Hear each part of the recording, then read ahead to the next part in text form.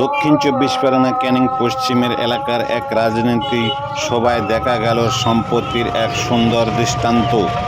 ক্যানিং পশ্চিমের বিধায়ক পরেশ রামদাস একটি জনসভায় বক্তব্য রাখছিলেন। ঠিক সেই সময় কাছাকাছি একটি মসজিদ থেকে আজানের ধ্বনি ভেসে আসে।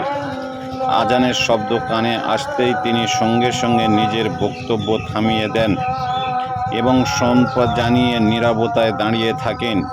সভামঞ্চে উপস্থিত সকল নেতাকর্মী ও সাধারণ মানুষও তার এই আচরণের সম্মান জানিয়ে নীরবতা পালন করেন।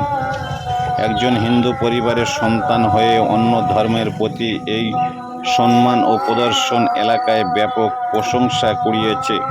স্থানীয় মানুষদের মতে এই ঘটনায় প্রমাণ করে ধর্ম যার যার উৎসব সবার এবং এর পারস্পরিক সম্মানিত সমাজকে এগিয়ে নিয়ে যায়।